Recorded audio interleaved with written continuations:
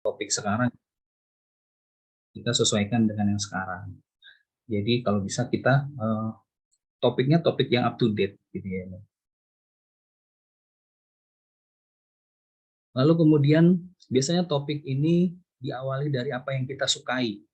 Jadi menulis itu kan semua awalnya dari effort ya Bapak Ibu, dari apa yang mau kita pengen gali, terus penasaran dan akhirnya sendiri itu akan tertulis sendiri gitu ya Bapak Ibu, dan akhirnya kita akan merasa puas terhadap apa yang kita tulis gitu ya. Nah maka akhirnya semua diawali dari topik yang kita sukai dan akhirnya menjadi satu tren. Sekarang bagaimana tren-tren yang kita hadapi ini tentunya perlu kita batasi gitu ya. Karena kebetulan topik saya di marketing, dulu sejarahnya kalau di marketing itu mungkin sudah sangat lama sekali. Konsep-konsep marketing itu sudah banyak dikenalkan di tahun 90. Kemudian kita juga harus bisa mengikuti zaman. Kemudian di tahun lebih dari tahun 90 sekarang sudah bergerak lagi topik-topik mengenai kualitas pelayanan. Lalu kemudian bergerak sampai di tahun 2000 untuk marketing sudah masuk ke branding, terus ke relationship marketing. Nah, ini kita memang harus minimal mengenal ya Bapak Ibu, apa sih yang menjadi topik menarik gitu. Lalu kemudian 10 tahun kemudian topik menarik lagi entrepreneur marketing, tentang kewirausahaan ini menjadi topik yang menarik. Kemudian di tahun 2010 mau tidak mau kita sudah dikenalkan dengan digital. Jadi kita harus adaptasi di sini, maka di sini menjadi ketertarikan kita. Nah, ini topik yang menarik juga digali tahun 2010.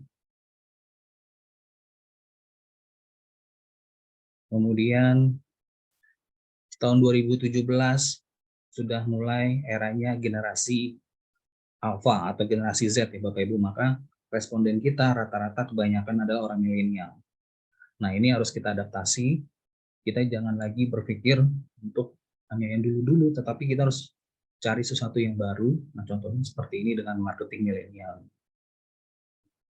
Kemudian bergerak lagi, sekarang sudah keilmuan itu sudah semakin bertransformasi, Bapak Ibu. Jadi kita tidak bisa membatasi, saya marketing ya sudah, saya melakukan marketing saja. Tetapi kita ajak teman kita, contohnya di bidang sistem. Nah, maka ada namanya penelitian tentang augmented reality, kemudian sistem informasi ini semakin bergerak maju. Dan kemudian sampai saat ini pun ketika kita mau menulis pasti ada sejarahnya ya Bapak Ibu. Ada tuntutan, kemudian ada runtutan bagaimana topik ini bisa menarik pasti karena ada sejarahnya dari dahulu. Maka kita sebut dengan state of the art, atau biasanya kalau kita menulis itu ada literatur review. Jadi singkat saja, ketika kita berbicara literatur review itu bukan soal definisi, tetapi bagaimana topik yang menarik ini awalnya sudah ditemui oleh siapa, kemudian bagaimana ini bisa menjadi tren, lalu kemudian kita mengumpulkan, mensintesa 3 tahun terakhir itu apa saja sih yang sudah dapat dari penelitian terdahulu. Maka kita sebut dengan state of the art. Ini adalah tools-tools ya yang membantu kita. Nggak mungkin kalau kita ketik Google Scholar ya Bapak Ibu di tahun 2020 itu sangat banyak banget itu misalkan sampai 1000. Nggak mungkin kita dengan secepat mencari atau membaca artikel-artikel, maka kita butuh yang namanya tools. Nah, maka kita dikenalkan dengan namanya program POP. Ya, mungkin kalau yang masih studi ini sangat membantu sekali ya. POP ini kita tinggal ketik keyword, kita batasi dari tahun berapa, dan ini sangat membantu kita. Karena dari POP ini nanti kita bisa masuk ke Force Viewer, ke bibliometrik, dan seterusnya. Masih banyak lagi membantu kita. Lalu kemudian yang terpenting, satu karya ilmiah yang baik itu adalah bukan karya ilmiah yang redundant ya Bapak Ibu. Yang itu aja sudah pernah diteliti dan sudah selesai, tetapi masih lagi dibahas. Jadi kita harus butuh yang namanya kebaruan. Nah, bagaimana kebaruan ini? Nah, ini nanti akan menjadi pembelajaran kita ke depan ini Bapak Ibu. Karena sebenarnya tuntutan ilmu itu adalah kebaruannya ya Bapak Ibu ya, bukan dari jumlah banyak variabelnya mau diteliti. Jadi originalitasnya ini terletak bisa dari berbagai macam, dari hasil penelitiannya, implikasi teoritisnya, kemudian novelty dan definisinya. Kemudian bagaimana kita bisa menilai penelitian itu original, ya. Jadi kita jangan bangga ya, kalau saya udah publish nih, berarti saya sudah punya novelty. Tidak ya Bapak Ibu. Jadi jurnal yang kita publish itu ukurannya adalah bagaimana jurnal kita dibaca orang dan akhirnya bisa dijadikan referensi atau disitasi. Nah, oleh sebab itu semakin banyak originalitas penelitian ini mungkin akan disitasi oleh penulis. Lalu kemudian bagaimana sih langkah singkat saja ya Bapak Ibu yang mungkin yang pernah saya lakukan, yang pernah menjadi pengalaman saya selama menulis. Jadi ketika saya menulis itu saya pastikan saya tahu dulu topik apa yang mau saya ambil. Kemudian saya buat kuesioner karena kebetulan metode yang saya lakukan itu kuantitatif ya. Jadi karena berdasarkan kuantitas, maka saya mengambil data itu responden itu dari kuesioner dan riset. Kemudian metodenya apa, lalu hasil olah datanya dapat bagaimana, kemudian literatur review, saya pakai teori apa, barulah kita menuliskan pendahuluan. Kemudian terakhir barulah kita buat abstrak dan akhirnya judul. Jadi mungkin di sini yang sering salah kaprah itu kita itu malah cari judul duluan ya, baru kita menulis. Nah ini kadang-kadang mindset ini yang menuntun kita ke arah yang bingung jadinya. Ya akhirnya nggak selesai gitu ya. Karena kita terpacu pada judul aja. Nah, oke. Nah, judul penelitian yang baik, yang bagus, yang gampang dipahami, tentunya judul yang bisa memprovokasi kita ya. Jadi judul mampu itu menggambarkan keseluruhan apa yang penting dalam penelitian kita. Jadi jangan lagi kita mungkin ini ada contoh ya buat judul yang menarik, kalau bisa kita hindari kata-kata analisis, pengaruh, dampak, studi. Nah ini mungkin sudah ketinggalan zaman ya. Tetapi kita carilah judul yang benar-benar memprovokasi. Jadi benar-benar judul yang membuat orang itu menjadi tertarik. Gitu. Singkat, pada, jelas, dan kemudian maksimal 15 kata. Nah, data-data yang bisa kita cari, literatur-literatur yang kita cari itu bisa dari Simago. Simago itu adalah Simago Journal Ranking ya. Kemudian Scopus, Elsevier.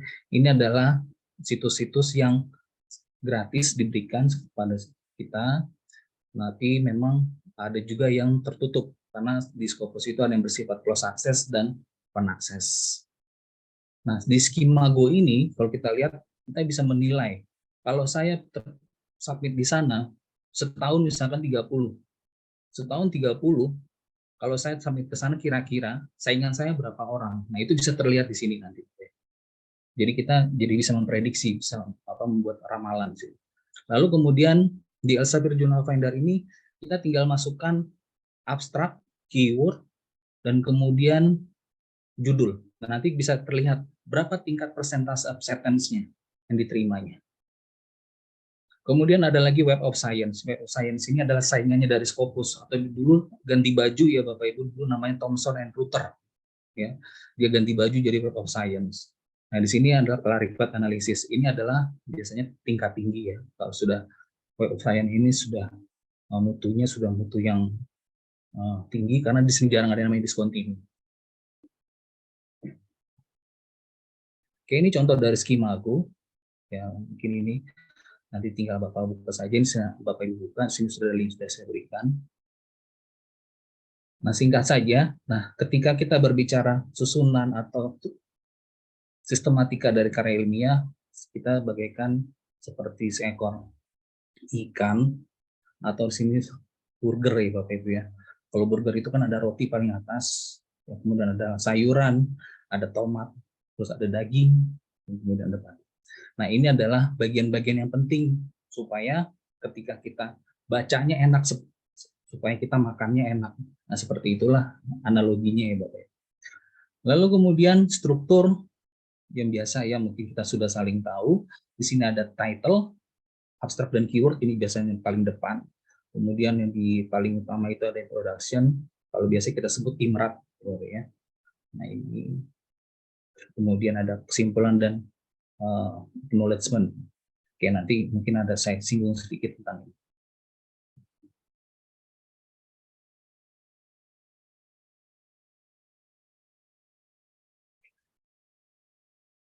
Beberapa tips ketika kita memberikan suatu judul yang pernah menjadi pengalaman saya, biasanya saya selalu mendekatkan kepada satu teori. Nah, contoh seperti teori itu seperti ini yang baru saya publish di Q2 ini. Saya langsung masukkan kata service dominan logic. Nah, ini artinya saya menggunakan pendekatan teori ini untuk menyelesaikan masalah yang ada di tulisan saya. Nah, artinya si reviewer ini ngerti banget, oh orang yang nulis ini dia memang paham sekali tentang teori ini. Nah, jadi tidak ada ruang dia untuk membantah atau menyalahkan karena dia sudah tahu apa yang mau ditulis. Minimal itu ya. Kemudian ini ada salah satu contoh ketika kita menulis di abstrak, biasa di kalimat pertama itu ada metode, kontribusi, hasil, dan tujuan. Oke, kemudian saya di sustainability juga seperti ini, ya sama ya Bapak Ibu ya. Jadi ini saya juga joinnya dengan orang pendidikan. Nanti itu orang pendidikan, jadi saya join dengan latar belakang yang berbeda. Saya buat entrepreneurship, jadi masih menyambung dengan marketing ya. Oke. Nah, singkat saja, inti dari latar belakang mungkin di paragraf pertama atau di kalimat pertama itu urgensi penelitian. Kemudian di paragraf selanjutnya ada konsep inti apa yang mau kita bangun. Kemudian harus ada yang pasti research gap-nya, celahnya apa yang kita tutup gitu. Kemudian solusinya gimana, mekanisme penyelesaiannya bagaimana, konteks studinya di mana, kenapa kita pilih di sana, kenapa nggak di situ, gitu. Kemudian yang pasti kita tutup di akhir paragraf dengan aim of study atau this goal of study atau tujuan studi. Oke, ini contoh singkat. Mungkin kalau kita menulis pendahuluan seperti ini, ini ada contoh research gap atau gap yang kita temukan. Nah, ini kemudian diakhiri dengan tujuan. Lalu apa sebenarnya yang jadi kebaruan itu sih? Itu yang mungkin kita masih terkadang, kenapa harus baru sih? Kenapa? Ya sudah aja, yang penting kan tempatnya aja yang berbeda. Kadang-kadang mungkin kita berpikir seperti itu. Karena kebaruan itu yang dituntut adalah bagaimana kita bisa membuat satu yang baru dan berkontribusi terhadap pengetahuan. Apa yang sudah berbeda daripada yang dulu. Kemudian novelty pastilah harus original. Jadi betul-betul this is me, menunjukkan ini punya saya. Bukan lagi kita hanya mengembangkan yang dulu terus hasilnya sama ya, tentunya berbeda.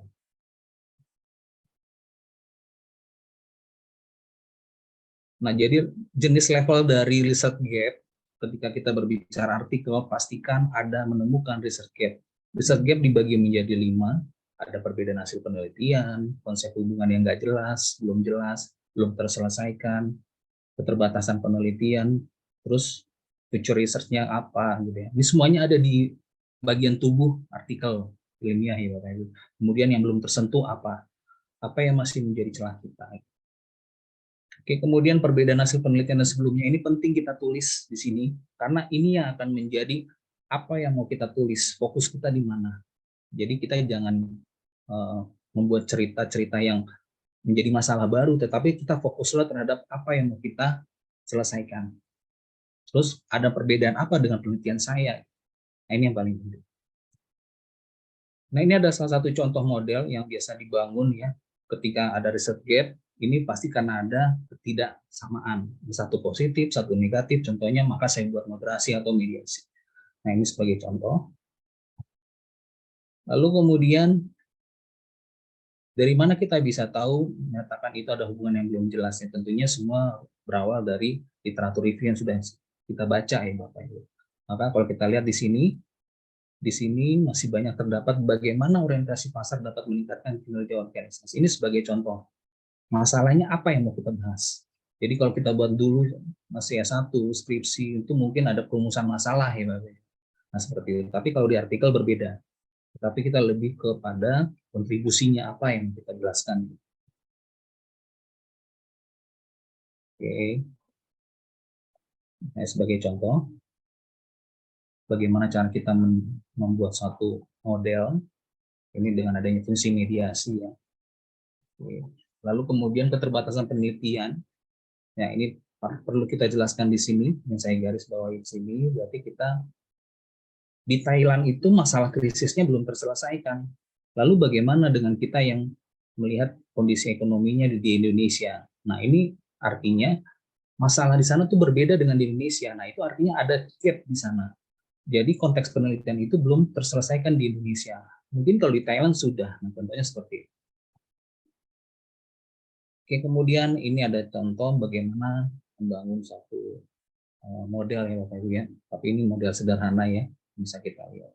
Mungkin kita sudah terbiasa dengan ini. Lalu bagaimana kita bisa mengatakan level kebaruan? Level kebaruan itu pasti dari teori, konsep, konstruk, dan hubungan. Nah, ini biasanya kalau kita ini kan bukan orang yang pertama membuat teori, biasanya kita levelnya di konstruk atau di hubungan. Jadi kita cuma hanya membuat proposisi dan akhirnya kita mengkonfirmasi teori ini mendukung atau tidak gitu ya. Oke, ini konsep dari mediasi dan mediasi. Ya, yang perlu saya sampaikan sedikit, ketika kita berbicara moderasi, di sini adalah variabel uncontrollable. Jadi seperti misalkan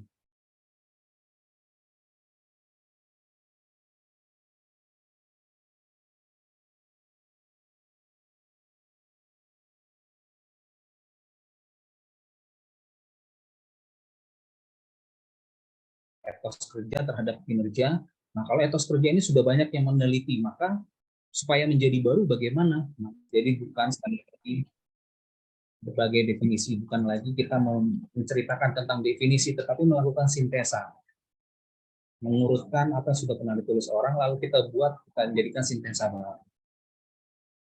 Kemudian tahap ke-6 itu adalah melakukan atau membuat introduction. Introduction ini adalah komponen paling besar pada saat kita menulis artikel ilmiah ya Bapak Ibu. Kita hampir 35%, karena introduction itu adalah latar belakang masalah. Kalau latar belakang masalah aja kita tidak bisa mendeskripsikan, tujuannya tidak jelas, itu tidak akan dilihat oleh reviewer. Nah, itu yang paling penting. Mau hasilnya bagus sekalipun, mau metodenya bagus sekalipun, tapi kalau introduction nggak clear, ini sangat fatal. Nah, maka di akhir membuat artikel, kita harus buat pembahasan kesimpulan. Kesimpulan intinya adalah tujuan masalah kita sudah terselesaikan atau belum. Lalu bagaimana caranya? Findingnya apa? Kontribusinya apa? Kayak pengalaman publikasi, saya pernah ditolak ya Bapak Ibu, jadi nggak serta-merta langsung saya diterima. Ini saya langsung dengan PD, awalnya saya menulis dengan modal ketidaktahuan dan akhirnya menjadi sok tahu akhirnya saya nggak ngerti scope, tiba-tiba dapat kabar akhirnya ditolak karena skopnya berbeda. Yaitu kemudian berjalannya waktu saya coba belajar lagi dan akhirnya saya belajar join ya dengan kolaborasi dengan orang lain dengan kampus yang berbeda, kita belajar. Ini saya tulis di sini dan seterusnya. Ini di tahun 2022 ini saya tulis di sini sebagai penulis pertama di Q3, kemudian di Scopus Q3 sekarang lagi proses editing ya Bapak Ibu ya, Q3 Gajah Mada. Kemudian ini di Malaysia juga, Q3 lagi proses editing juga. Ini di tahun 2022, di Q4. Ini Sinta 2 saya. Rata-rata penulis pertama, ya semua karena rasa ingin tahu ya Bapak Ibu. Ketagihan gitu, jadi ketahuan, so tahu, ingin tahu, dan akhirnya ketagihan. So tahu, ingin tahu, akhirnya jadi ketagihan. Jadi kira-kira itu yang mendasari saya kenapa pengen menulis. Kemudian menulis juga kita perlu mengajak tentunya mahasiswa. Ini salah satu contoh, saya mengajak mahasiswa saya untuk ikut dalam sosialisasi penelitian ini dilakukan oleh Kabupaten Semarang. Kemudian yang terpenting lagi, ketika kita menulis, pastikan kita menguasai manajemen referensi. Ya, kita mungkin sudah familiar dengan Mendeley, EndNote, Zotero. Nah, ini mau tidak mau harus tidak lagi, apalagi sudah terakreditasi ya Bapak Ibu ya, itu mereka pengelola jurnal itu pasti akan melihat manajemen referensi, tidak lagi pakai manual. Oke, gunakan jurnal finder ya, silakan Bapak Ibu nanti bisa dibuka saja ini kalau misalkan Bapak Ibu nanti rencananya sudah selesai membuat artikel, coba-coba ke Elsevier, ke Springer, masukin saja nanti abstraknya, judul, nanti bisa melihat tingkat acceptance rate-nya berapa. Oke, kemudian media sosial peneliti juga kita perlu sesekali bergabung ya Bapak Ibu ya, karena di sini kita bisa melihat ternyata di luar sana tulisan orang itu jauh lebih hebat, lebih spektakuler. Nah, kita bisa lihat dari ResearchGate, Akademia, Semantik, dan seterusnya. Maka dari itu, tulisan yang baik itu adalah semua butuh proses. Proses itu butuh waktu, dan akhirnya kita akan melewati yang namanya pemeriksaan atau assessing, Bapak Ibu ya. Dengan tidak mudah, kita akan melewati beberapa reviewer, bahkan waktu, tenaga, pikiran, biaya gitu ya Bapak Ibu ya. Dan akhirnya pada saatnya kita nanti akan mengalami wajah kita akan seperti ini ya Bapak Ibu. Pada saat kita pertama submit mungkin kita masih senang ya, karena selesai, gitu. Udah selesai nih paper saya. Akhirnya dapat review, suruh review terus diparaphrase, lalu kemudian akhirnya kita semakin pusing, akhirnya wajah kita seperti ini, dan sudah mulai revisi terus akhirnya sampailah kita diterima dan dengan wajah yang gembira.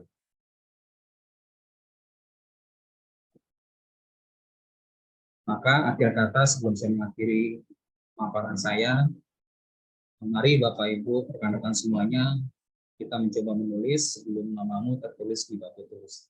Saya kira itu saja pemaparan dari saya, mungkin bisa dilanjutkan dari berikutnya. Terima kasih. Saya kembalikan kepada Bu Mudia. Baik, terima kasih Pak Raymond, sangat inspiratif ya. Jadi memang menulis itu butuh proses gitu, tapi dari kesabaran kita belajar dan belajar terus, akhirnya kita bisa. Mesti gitu ya. Iya, betul Bu. Oke. Baik.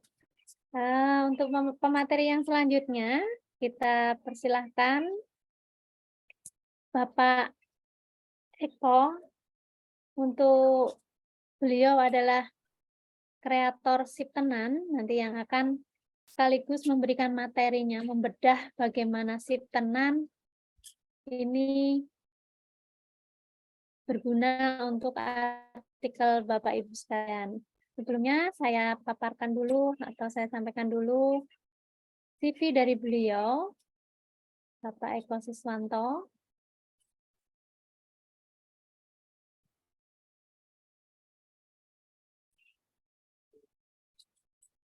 Nama lengkap Bapak Eko Siswanto, Eskom Mkom. Beliau tinggal di Demak, Jawa Tengah. Beliau adalah kreator Siptenan, kemudian founder dari PT Karya Cemerlang Teknologi, kemudian founder dari Gudang Soft.net, dan founder GoSmart.id. Beliau adalah dosen di program studi Teknik Informatika Universitas Sains dan Teknologi Komputer Stekom Semarang. Saat ini sekaligus pengurus APJI Divisi Pengembangan Sistem Informasi dan Ketua Tim Pengelola Jurnal Kompak. Untuk nomor teleponnya atau WA-nya bisa dilihat di layar Zoom Bapak Ibu. Jadi kalau mau kontak beliau bisa langsung. Baik. Kepada Bapak Eko kami persilahkan untuk memaparkan materinya. Oke, Assalamualaikum warahmatullahi wabarakatuh. Apakah audio bisa didengar, Bu? Apakah audio saya bisa? Masih gerak-gerak, Pak.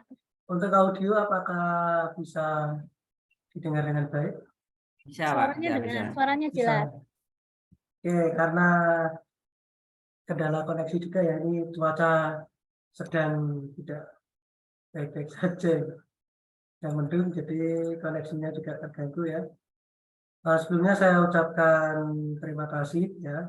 Selamat siang untuk Bapak Ibu dan teman-teman mahasiswa mungkin yang hadir di acara kita pada siang hari ini ya, webinar penulisan artikel ilmiah dengan mudah yang tadi sudah disampaikan oleh pakarnya Pak Raymond Panjaitan ya, memang beliau ahlinya menulis artikel ya. Dan saya juga baru tahu ternyata ketika kita menulis artikel tidak semulus apa yang kita bayangkan ya. harus ada gagalnya. Nah, itu baru dikatakan sukses. Oke, pada siang hari ini saya diberi kesempatan oleh Pak Danang selaku Founder ABJI untuk menyampaikan tentang aplikasi Siptenan. Apakah sudah nampak untuk share screen-nya? Sudah, Pak. Sudah ya. Oke, kita akan berkenalan dengan Siptenan. Siptenan itu sendiri apa?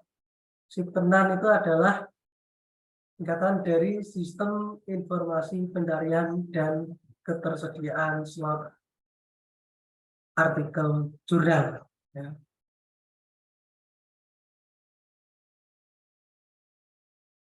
Biar tidak mengganggu, saya off-cam aja. Selanjutnya CV saya yang sudah disampaikan oleh Bu Moderator.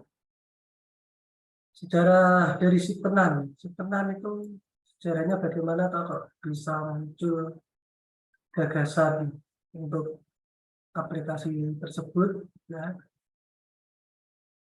Yang pertama tentunya dari beberapa pertanyaan. Nah, ini. Karena pertanyaan-pertanyaan itu adalah sumber masalah dan sumber inspirasi bagi kita penulis ya. Itu Bapak Ibu yang terbiasa menulis artikel, ya, jurnal itu pasti kan nanti akan mencari masalah. Nah, masalahnya itu dari mana? Itu dari problem-problem yang ada di masyarakat. Nah ini banyak sekali autor ya atau penulis jurnal yang bertanya-tanya ketersediaan rumpun ilmu dan rumpun ilmu yang ada apa saja di dalam jurnal. Terus stok jurnal yang ada itu berapa, indeksnya itu masuknya ke internasional apa singkat 1, singkat 3, dan masih banyak sekali pertanyaan yang masuk ke pengelola jurnal. Itu pertama pertanyaan yang diterima oleh pengelola jurnal. Nah, dan padahal di ABJI sendiri ya, konsorsiumnya itu sudah banyak akhirnya, tentunya sudah lebih dari 10 jurnal. Kalau kita bicara 3 jurnal, ya, 3 rumah jurnal, ya. Satu rumah jurnalnya satu rumah jurnalnya ada subjurnalnya 3, kalau 3 kali 3 itu sudah 9 ya. Terus nanti volumenya 1 sampai berapa dan lain sebagainya, jumlah terbitnya setiap terbitan itu misalnya 10. Nah ini kan juga lama kelamaan data ini akan menumpuk. Nah ketika menumpuk itu nanti akan susah. Nah makanya muncul ini pertanyaan, rumpun ilmu yang disediakan di jurnal Bapak Ibu itu apa aja? Terus stoknya terutama ya, stoknya masih berapa Pak? Dan lain sebagainya. Indeksnya dan masih banyak lagi pertanyaan yang lain. Nah, maka Twing muncullah ide Siptenan, ya, satu sistem yang digunakan untuk menjawab pertanyaan-pertanyaan tadi. Nah, dan mungkin juga belum terpikirkan juga ya. Nah, nanti bentuknya kira-kira seperti ini. Siptenan sendiri tadi ada beberapa kemudahan yang akan didapatkan oleh autor ya. Ketika kita menjadi penulis itu yang dimudahkan apa? Ya kemudahannya ya sesuai dengan yang ditandakan oleh autor tadi. Mencari jurnal sesuai dengan rumpun ilmu. Ya, misalnya saya rumpun ilmu saya adalah akuntansi, rumpun ilmu saya adalah komputer ya. Dengan saya mencari sesuai dengan rumpun ilmu saya, maka nanti akan muncul jurnal apa saja yang ada. Nah, jika sudah muncul jurnal apa saja yang ada, maka akan muncul stoknya. Oh, untuk jurnal A stoknya sekian, jurnal B stoknya sekian. Jadi saya bisa ancang-ancang, saya bisa persiapan ketika saya ingin submit ke jurnal A dengan sisa stok yang masih banyak atau nipis. Ya, ini nanti saya siapkan dulu. Oh, saya mau ke sini aja yang stoknya masih banyak. Atau sekiranya jurnal saya sudah ready ya cari yang stoknya tinggal 2 atau 3 gitu ya. Terus mengetahui indeksasinya juga saya mau submit di jurnal Sinta berapa ya. Sinta 1, 2, 3 dan lain sebagainya atau dari indeks nasional ini akan mudah diketahui. Nah, terus dengan aplikasi ini ya nanti autor atau penulis akan lebih mudah atau punya yang namanya memiliki yang namanya arsip LOA dan hasil cek plagiarisme dari sebuah naskah. Karena aturannya sekarang kan juga sudah jelas bahwa jurnal ilmiah itu harus ada batas minimum dan maksimum plagiarisme-nya. Ini nanti akan kelihatan. Ada arsipnya. Kalau selama ini mungkin user atau author hanya nyimpan di WA atau di drive masing-masing atau di email. Ini nanti sudah ada di sistemnya. Di sistem sudah menyediakan. Ya. Terus kemudahan ketika konfirmasi pembayaran. Ya. Nanti juga ada sistem di dalamnya tentang konfirmasi pembayaran. Nah, sekarang kalau di sisi pengelola, jika kita lihat di sisi pengelola kira-kira apa saja. Ya. Di sisi pengelola ya mudah memantau stok. Ya, kadang-kadang ada satu pengelola itu yang mengelola beberapa jurnal. Sampai bingung stok saya itu masih berapa ya. Kalau dulu kan tanya, Pak stoknya berapa? Pas manualnya, nyalur manual. Terus pengelola cari sih, buka OCS-nya dulu. Oh, stoknya sekian, nah baru dibuka. Nah, kalau dengan sistem ini sudah gampang, jelas di situ. Oke, stok jurnal kompak sekian, stok jurnal ini sekian, stok jurnal ini sekian. Udah. Nah, dan kita juga nggak perlu menginfokan ke autor, karena autor juga sudah bisa melihat langsung. Ini ya.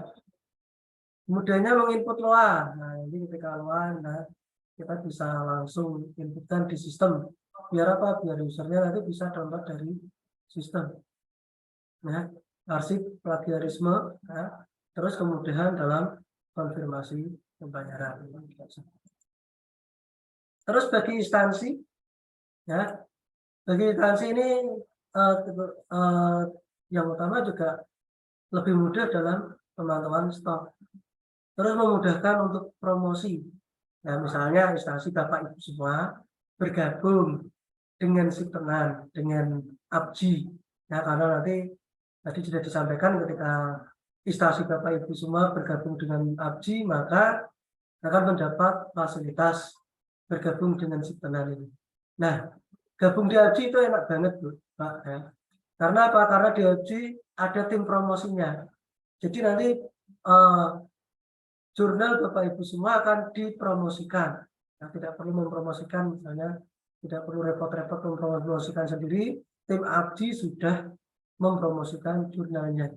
Apalagi sudah masuk Siptenan. Siptenan sudah diakses ribuan ya. Padahal baru launching belum ada 1 bulan ya Pak Danang ya.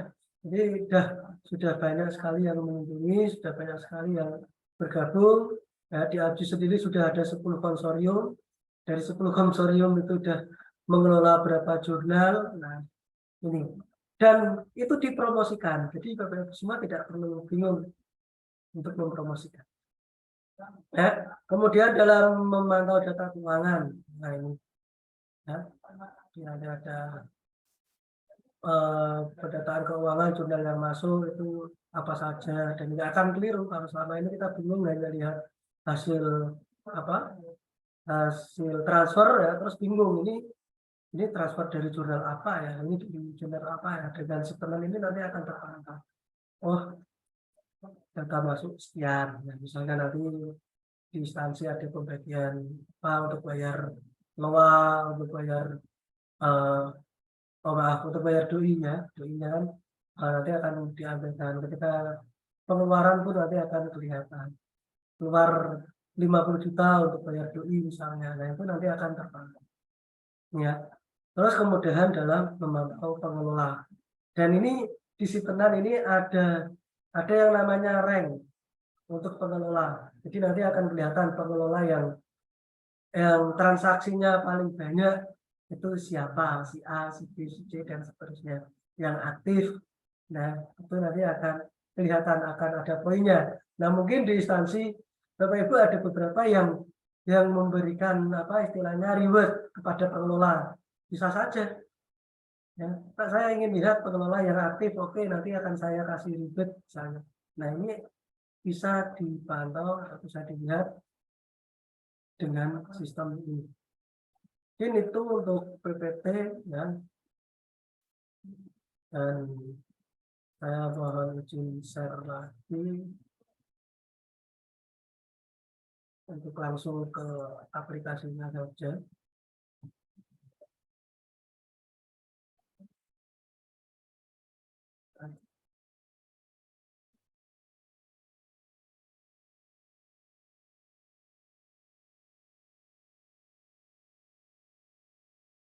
Ini nanti silakan Bapak Ibu bisa akses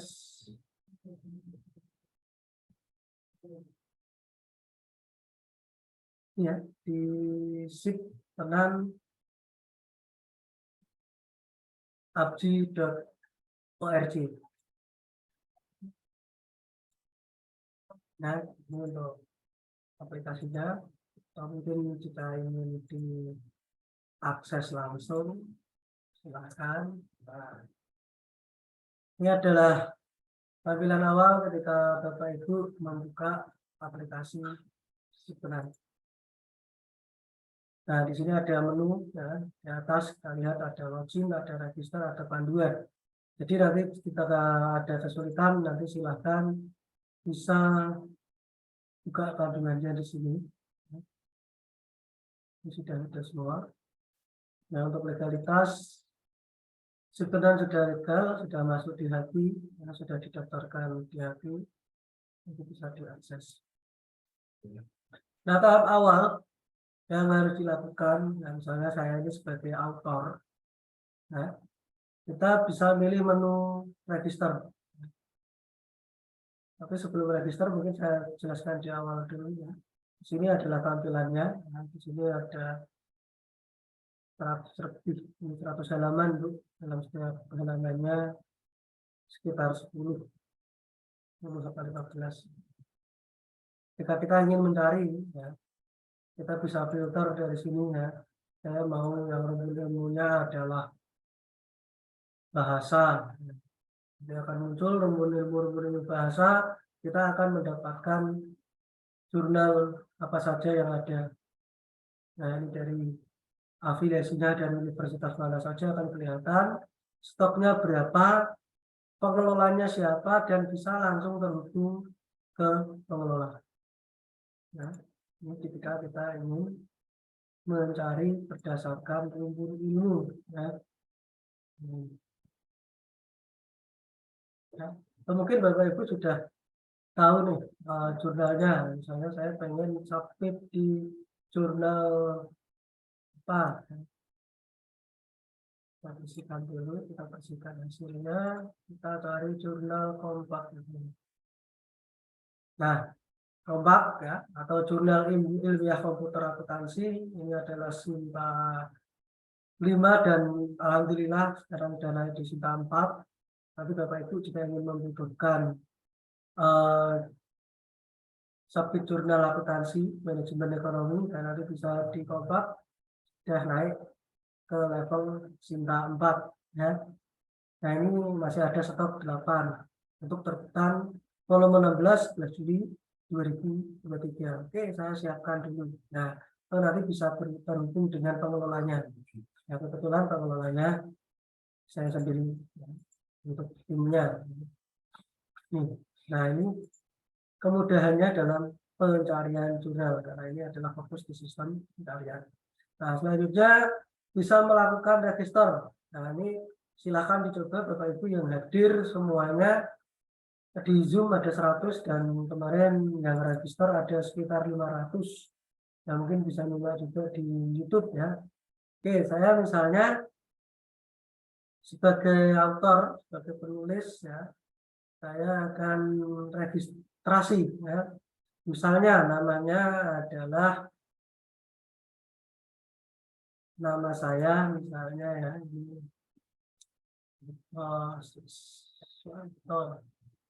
saya tambahkan oke. Nah, sudah ada akun dengan nama tersebut. Emailnya saya tuliskan di sini. Instansinya Universitas Smart misalnya. Nomor HP-nya sekian.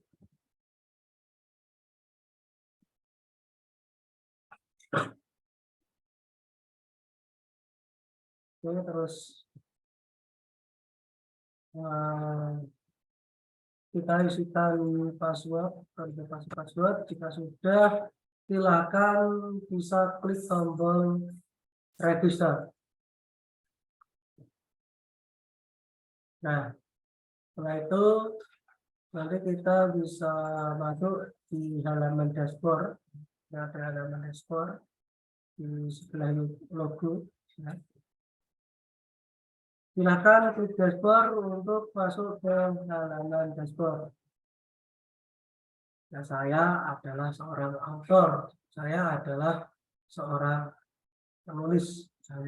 Nah, tahap awal bisa lihat profilnya dulu, masuk profil, ya kita bisa lengkapi profil kita. Ya, masukkan gambar, ya, ya sudah simpan. Nah, maka gambar akan profil akan tersimpan. Oke, di dalam dashboard, nah di sini ada menu dashboard, ada menu home, ya, home ya, halaman utama, kembali ke sini. Ya. Terus ada menu dashboard, ini kita bisa lihat total jurnal semua yang ada itu sekian. Ya. Slot yang tersedia di dalam simpanan itu ada sekian. Nah, sedangkan sisa slot jurnal saya, karena saya belum menulis, saya belum submit, maka kosong. Nah, di menu data di sini ada menu data, ada juga menu ada menu loa, ada juga menu Turnitin. Ya, menu loa ini adalah nanti untuk download loanya yang akan diupload oleh pengelola. Ya, sedangkan di menu Turnitin ini nanti adalah bagaimana kita menambah hasil Turnitin. Ya, misalnya saya ingin menambah Turnitin saya, nanti silahkan diupload di linknya di Google Drive, terus linknya disertakan dalam link tersebut. Tapi kita tidak bisa seperti ini. Loanya juga belum muncul karena kita belum punya loa. Ya. User ini hanya bisa melakukan inputin data Turnitin dan melihat loa serta melakukan pembayaran. Nah, ketika saya sudah melakukan pembayaran, misalnya saya klik tambah, ya, terus saya tadi sudah upload di jurnal mana. Klik, sebentar ini masih proses. Nah, saya barusan mengupload jurnal di Kompak. Ini ya judulnya adalah judul jurnalnya. Nomornya nanti akan diinformasikan oleh autor. Ya. Nomornya sekian, link naskahnya mungkin bisa di strip dulu atau ditagar. Terus kita inputkan nomor rekening, ya, rekening kita ya, sebagai autor, nomor rekeningnya berapa, banknya misalnya BNI, nama pembayarnya misalnya oke, ya. Terus rekening tujuannya, nah, mana saja kita tadi melakukan transfer, ya. Nah, kita klik misalnya Kompak adalah ke rekening sekian, nominalnya misalnya 500.000, ya. 500.000. Tapi agar tidak mengganggu sistem saya di keuangan, saya melakukan saja. Nah, terus lampirkan bukti bayar, ya. Bukti pembayaran atau bukti transaksi.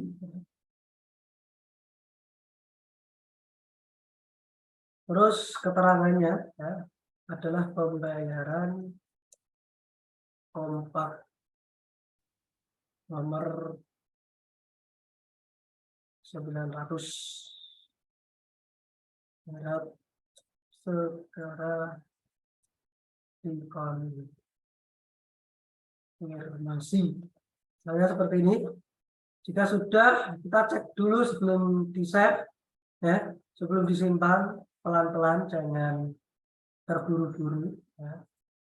Kita cek lagi apakah sudah benar jurnalnya ini Kompak dengan slot sekian.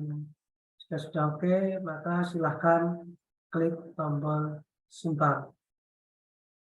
Nah, maka akan sukses. Nah, untuk konfirmasi pembayarannya. Sini sukses, judul naskahnya ini sekian, ya, nominalnya statusnya pending, aksinya kita bisa mendapatkan bukti bayar. Nah, jadi langsung ada bukti bayarnya. Ini ya, tempat, ya, ini judulnya ini, statusnya pending. Nah, ini adalah hasilnya. Jika sudah, langsung hubungin pengelola. Ya, apa?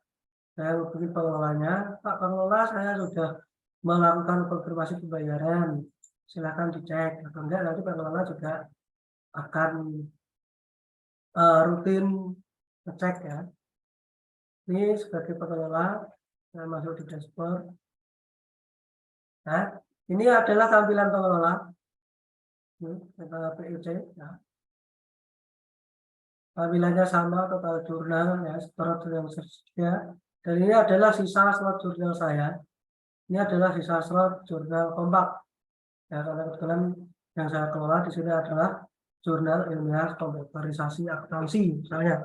Ya, so terpakai 18. Nah, 18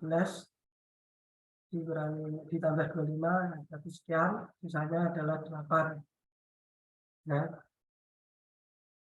ini adalah sisi PLC atau sisi pengelola jurnal. Ya, menunya nanti di sini ada panduan, ya, panduan untuk pengelola yang sudah ada, silakan diakses. Terus akan ada data menu, ya, master data. Master data sama dengan menu yang didapatkan oleh author, ya. Itu ada loa, ada jurnal, dan turnitin, ya. Cuman tadi di author tidak ada jurnal. Loa ini adalah untuk menginputkan loa, ya. Tapi sebelum ke loa, saya cek dulu pembayarannya. Ya, kita cek pembayaran. Kita lihat, oh tadi barusan ada user masuk Eko Siswanto oke, ya. Siswanto oke, dia sudah berhasil membayar. Di tombol aksi kita lihat dibayarnya. Oke, oh sudah sesuai, ya. Kalau sudah sesuai bisa di-approve, kalau belum ya nanti di WA minta disesuaikan. Ya. Sudah statusnya tinggal dirubah menjadi lunas. Apakah data akan lunas? Oke. Nah, maka akan muncul di sini bahwa datanya lunas, ya, aksinya di sini akan muncul tambahan menu invoice. Itu juga di user. Nah, nanti user juga atau penulis akan mendapatkan invoice ini yang bisa di-download atau di-print, ya, jadikan barang bukti. Nah, seperti itu. Kita lihat di dashboard. Nah, maka slot saya akan otomatis berkurang. Ya, ketika ada selesai konfirmasi pembayaran, maka slot akan otomatis berkurang. Ya, data kita masuk di pembayaran tadi sudah. Terus LOA digunakan untuk upload LOA. Dan misalnya tambah LOA akan disampaikan kepada Deposiswanto Oke misalnya. Ya, terus ini adalah link LOA-nya. Contoh, ya sudah simpan. Nah, selanjutnya begitu juga dengan Turnitin. Turnitin nanti bisa user yang upload, bisa juga dari pengelola misalnya nanti diminta tolong user untuk upload Turnitinnya. Tinggal kebijakannya seperti apa. Apakah yang Turnitin itu pengelola atau autor. Nah, jadi tinggal disesuaikan. Autor di sini juga sah ya. Terus ada menu jurnal. Nah, menu jurnal di sini digunakan untuk menambah jurnal baru. Misalnya saya mengelola jurnal baru, kita klik menu tambah, ya. Kita pilih dulu rumpun ilmunya. Nah, misalnya rumpun ilmunya adalah komputer, ilmu mahasiswa, pengabdian masyarakat, Nah, jurnalnya misalnya adalah JIPEM, jurnal pengabdian masyarakat,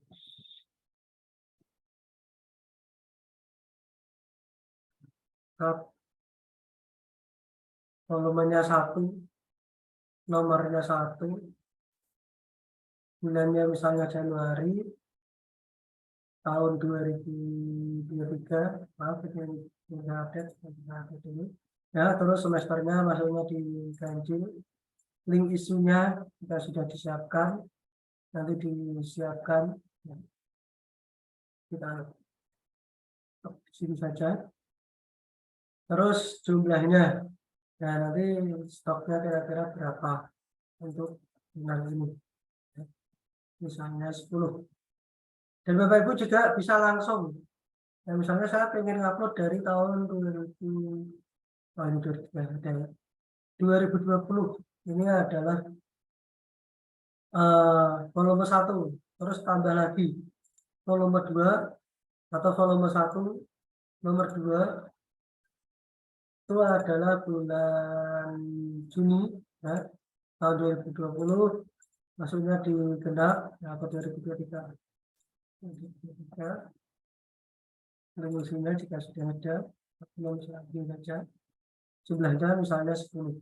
Nah, ini bisa langsung, misalnya mau infonya mundur dari 2018. Terus indeksasinya misalnya 4 ya. Afiliasinya adalah Universitas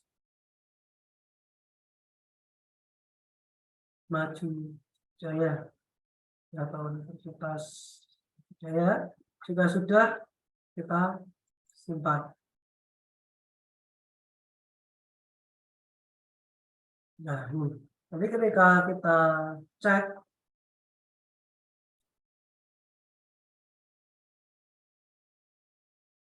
diri pem, nah ini maka akan muncul ini ya, paling atas terbaru diri pem untuk volume 1 nomor 1, untuk volume 1 nomor 2, dampak Universitas Maju Jaya, stoknya 10. Nah, misalnya seperti itu nanti input stoknya ya, terus ini muncul ya. Ini adalah untuk autor. Nah, maaf, untuk pengelola. Untuk bagian pengelola ya. Menu-menunya ini dan sudah ada di dalam panduan. Nah, yang terakhir, misalnya Bapak Ibu di sini sebagai instansinya, misalnya masjid sebagai instansi.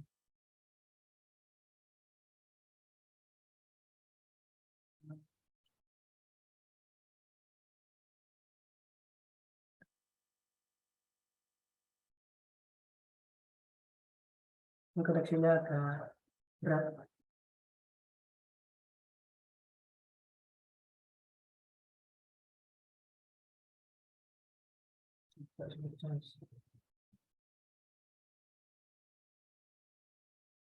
Nah, mungkin banyak yang akses ya.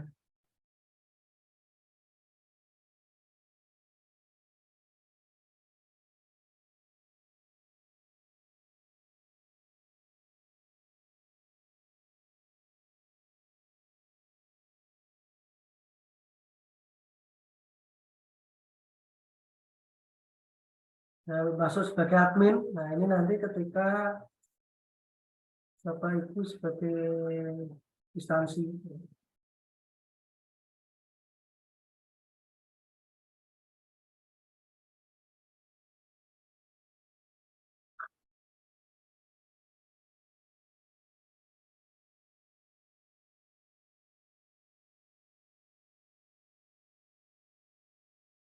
Ini, ya.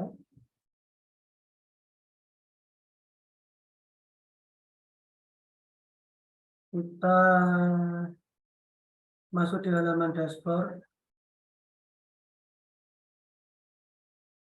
Ini Pak Danang saya open nggak masalah ya. Mohon izin Pak Danang. Ya, Nah, ini adalah halaman sebagai administratornya. Nanti kita akan dapat memantau, ini ada poin tadi ya, pengelolanya, nanti siapa saja yang di sini yang aktif, yang sudah banyak melakukan transaksi. Admin ini bisa membuka atau mendapatkan fasilitas semua menu yang sudah ada, baik di author maupun di PIC atau sebagai pengelola jurnal. Nah, ini ya, ada master data, LOA, rumpun ilmu, jurnal yang ada di menu, semua menu open di atau open pada menu admin.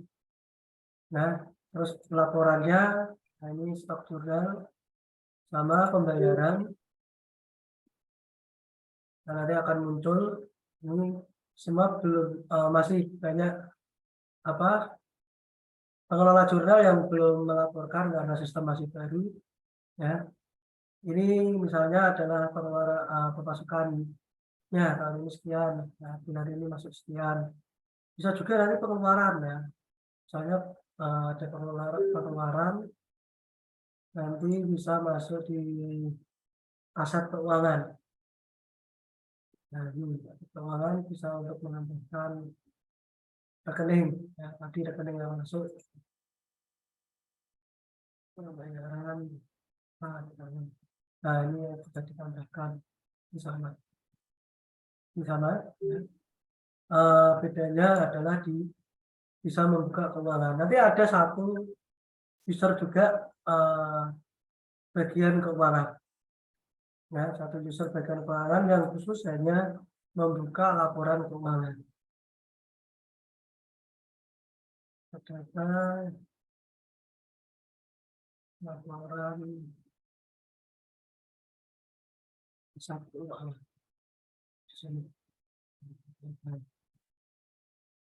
muncul. Nah, dari rekening mana saja? Dari rekening Yana Mustafa masuk sekian. Kan nanti akan muncul. Terus bisa slide-nya juga tidak berubah, Pak. gimana? Slide-nya belum berubah. Slide-nya tampilnya masih apa, Pak? Masih tampilan halaman utamanya Siptenan, Pak. Dashboard-nya. Oke, sebentar.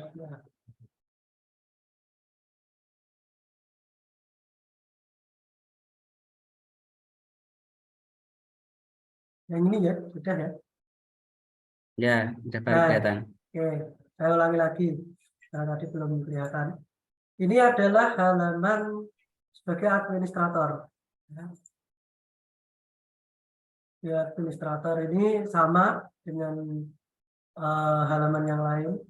Jadi ada perbedaannya adalah bisa untuk mendapatkan semua akses baik autor maupun pengelola maupun keuangan. Nah, ini di master data ya, ada LOA, ada rumpun ilmu, jadi tugasnya adalah ngecek. Dan tambahan yang baru diadmin ini adalah rumpun ilmu. Kenapa rumpun ilmu harus diadmin? Ya, harus diadministrator, harus di pusat. Karena takutnya gini, Pak. Nanti ketika ada rumpun ilmu yang kembar akan ambigu. Ya, ketika pengelola, ya, misalnya rumpun ilmunya jurnal pengabdian masyarakat. Nah, sementara ada 50 pengelola.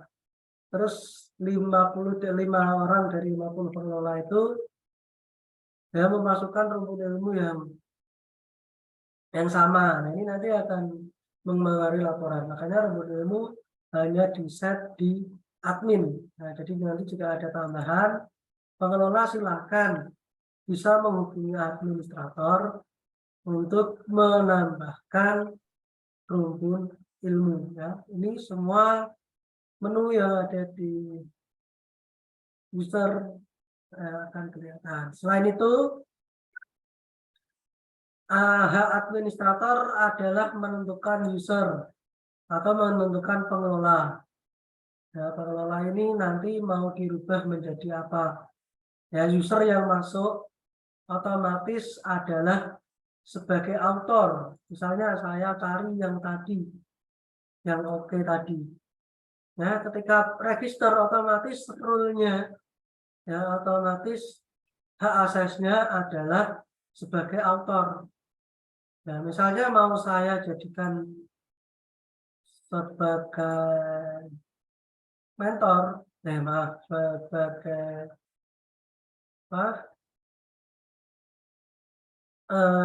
PIC juga bisa atau mungkin bagian keuangan. Ya, saya menjadikan EKOP ini adalah sebagai di bagian keuangan juga sudah sifat. Gitu.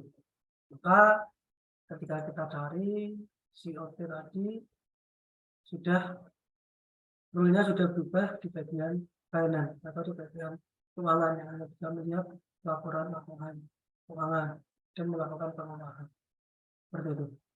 Nah, terus poin. Nah, jadi poin bisa melihat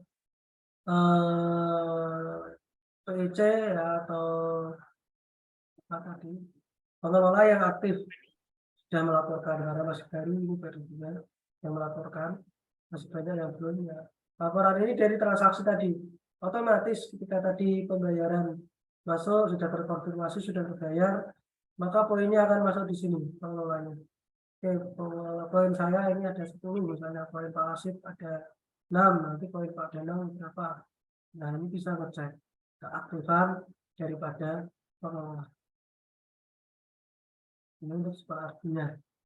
Terus ada bagian laporan, laporannya sama, stok jurnal, pembayaran, dan aset keuangan.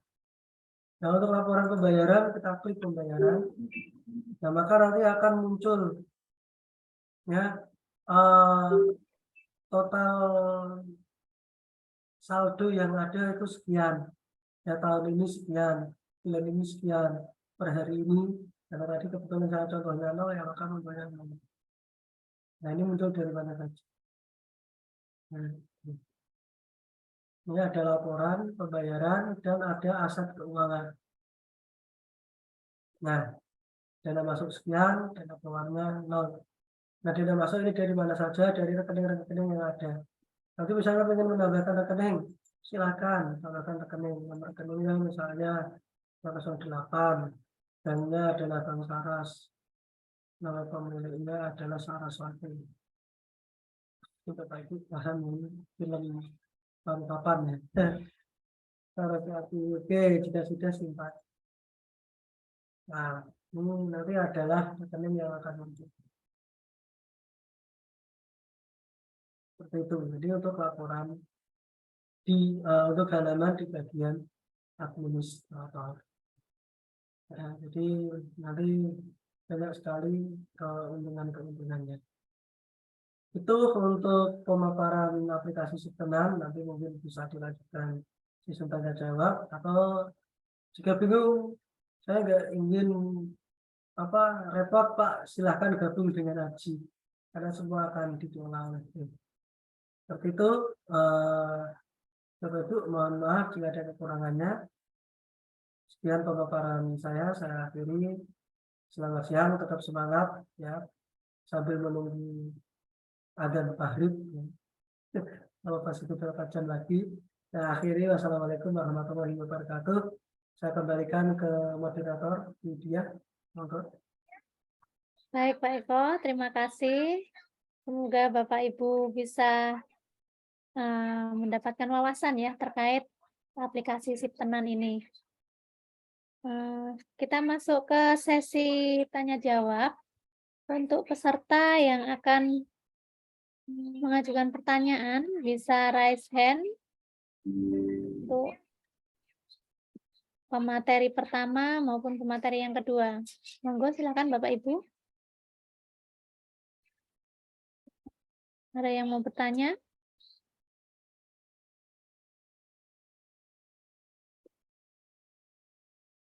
Di sini saya lihat di kolom chat itu ada dari Ibu Susiana Hendrayani Simamora. Pertanyaannya kepada Bapak Raymond, Pak. Jadi izin untuk memberikan info kembali terkait tools untuk memudahkan mencari literatur agar lebih mudah, dan bagaimana cara membuat kerangka berpikir dari suatu karya ilmiah. Itu yang ditanyakan oleh Ibu Susiana. Oke. Baik, terima kasih. Saya langsung jawab saja ya, Bu Dia. Mungkin kalau untuk yang pertanyaan nomor 1 sudah saya share juga, gitu.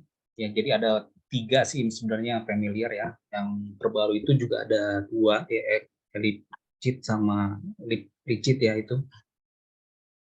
Untuk tutorialnya sebenarnya kalau kita buka YouTube itu banyak sekali. Itu yang sudah banyak yang share-share tentang open knowledge maupun connected paper. Jadi pada intinya sebenarnya tutorialnya itu intinya bagaimana kita melihat sejarah topik-topik yang sudah pernah diteliti sebelumnya ya Pak. Jadi mungkin itu bisa kita explore lebih jauh lagi, dan itu biasanya tiap tahun selalu berkembang. Oke, kemudian kalau untuk yang langsung nomor 2 saja, bagaimana cara membuat kerangka berpikir di satu karya ilmiah? Oke,